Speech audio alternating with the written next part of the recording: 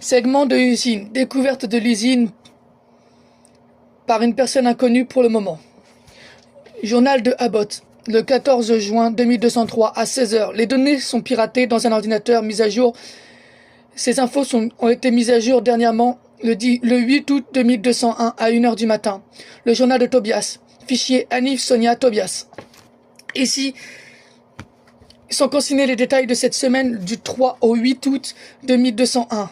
Tobias parle de l'implication de Abbott à cet événement, le 3 août 2201, l'anniversaire de Sonia Strato par l'attraction, un équivalent de Europa Park en Ukraine, une semaine éprouvante.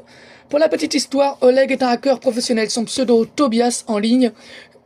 Il connaît personnellement Abbott. Le 3 août 2201, Oleg et sa fille Sonia étaient dans un parc d'attraction à 9h10 jusqu'à 19h, quand Oleg reçoit une alerte le même jour à 12h. C'est Abbott qui avertit Tobias sur la cible d'un attentat à l'arme biologique. Il est midi 01 quand Oleg, après vérification, constata que Abbott disait vrai.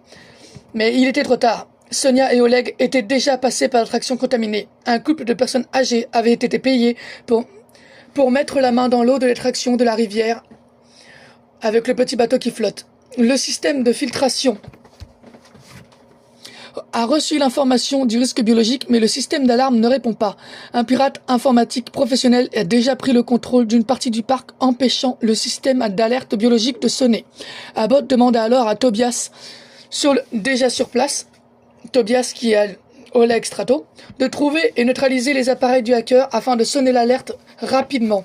Les minutes et les secondes comptent. En tant que père divorcé, Oleg demanda à sa fille d'éteindre et jeter son téléphone. Puis, il lui confie un téléphone jetable avec le numéro de sa mère et donne des instructions à sa fille. Oleg lui dit « Si les choses tournent mal, appelle maman avec ce téléphone ». Ne pouvant pas laisser sa fille seule dans le parc, il marche en direction du local technique de l'attraction concernée.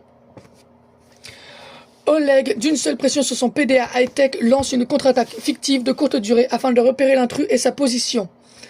La première tentative est un échec. La gamine de 11 ans, Sonia, qui commence à avoir faim, réclame à manger. Cette journée était censée être son anniversaire, mais Oleg n'a pas la tête à ça.